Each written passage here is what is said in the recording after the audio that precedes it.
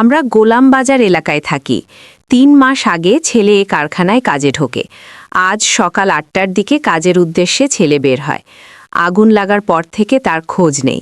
আমি আমার ছেলেকে ফেরত চাই। আহাজারি করতে করতে বলছিলেন কুলসুম বেগম নামের এক নারী। তার ছেলে নাইম, ১৭, ঢাকার কেরানীগঞ্জের আগুনে পুড়ে যাওয়া আকরাম গ্যাসলাইটার কারখানায় কাজ করে। আজ শনিবার বেলা ১টার দিকে দক্ষিণ কেরানীগঞ্জের আগানগর ইউনিয়নের কদমতলী ডিপ জলগলি সড়ক এলাকার কারখানাটিতে আগুন লাগে। অগ্নিকাণ্ডের পর কারখানার ভেতর থেকে ৫ শ্রমিকের পোড়া লাশ উদ্ধার করা হয়েছে। এই ঘটনায় একাধিক শ্রমিক নিখোঁজ রয়েছে। তাদের মধ্যে একজন কুলসুম বেগমের ছেলে নাইম। কুলসুম বেগমের মতো সন্তানের জন্য কারখানার সামনে অপেক্ষা করছিলেন কাউসার সর্দার নামের এক ব্যক্তি। তার ১২ বছর বয়সী মেয়ে মনিরাও এই কারখানায় কাজ করে। কাউসার সর্দার বলেন, প্রায় ১ বছর ধরে আমার মেয়ে কারখানাটিতে কাজ করছিল। প্রতিদিনের মতো আজ সকালেও সে কাজে যায়। পরে লোকমুখে জানতে পারি এখানে আগুন লেগেছে। তৎক্ষণাৎ এখানে এসে মেয়ের খোঁজ করছি, কিন্তু মেয়ের কোনো খোঁজ পাচ্ছি না।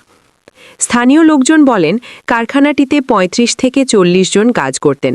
তবে অগ্নিকাণ্ডের পর ঠিক কতজন নিখোঁজ আছেন তা এখনও কেউ নিশ্চিত করে বলতে পারেননি।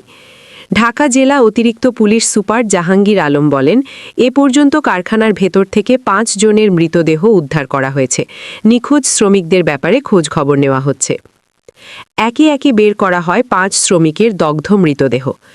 সরজমিনে গিয়ে দেখা যায় পোড়া কারখানার ভেতর থেকে একে একে ৫টি মৃতদেহ উদ্ধার করে আনেন ফায়ার সার্ভিসের সদস্যরা। পরে মৃতদেহগুলো পুলিশের পিকআপ ভ্যানে রাখা হয়। এরপর লাশগুলো ফায়ার সার্ভিসের অ্যাম্বুলেন্স যোগে পুরান ঢাকার sir Salimullah medical college Mitford হাসপাতাল মর্গে নিয়ে যাওয়া হয়। তাৎক্ষণিকভাবে মৃত ব্যক্তিদের নাম পরিচয় পাওয়া যায়নি। আগুনে পুড়ে যাওয়ায় মৃত ব্যক্তিরা পুরুষ না নারী সে বিষয়েও নিশ্চিত হতে পারেনি ফায়ার সার্ভিস। ফায়ার সার্ভিসের মিডিয়া সেলের কর্মকর্তা আনোয়ারুল ইসলাম দোলন বলেন, অগ্নিকাণ্ডের খবর পেয়ে আমাদের ৭টি ইউনিট ১.৫ ঘণ্টার চেষ্টায় বেলা ১:৩০টার দিকে আগুন নিয়ন্ত্রণে আনে। পরে কারখানা থেকে ৫টি মৃতদেহ উদ্ধার করা হয়। কারখানাটিতে আগুন লেগেছিল ২ বছর আগেও। কারখানাটির মালিক কেরানীগঞ্জের জিঞ্জিরা এলাকার বাসিন্দা আকরাম মিয়া। আজ অগ্নিকাণ্ডের পর থেকে তিনি পলাতক। স্থানীয় সূত্রের ভাষ্য, প্রায় ২ বছর আগে কারখানাটিতে একবার অগ্নিকাণ্ডের ঘটনা ঘটেছিল। পরে প্রশাসন সেটি বন্ধ করে দেয়। মাসখানিক পর ফের তারা কারখানার কার্যক্রম শুরু করে। কারখানাটিতে প্রায় ৪০ জন শ্রমিক কাজ করতেন। আজ সকালে প্রতিদিনের মতো কারখানার শ্রমিকরা কাজ শুরু করেন। দুপুর দিকে হঠাৎ কারখানার ভেতর থেকে ধোঁয়ার কুণ্ডলী দেখা যায়। এরপর মুহূর্তের মধ্যে সেখানে আগুন ছড়িয়ে পড়ে।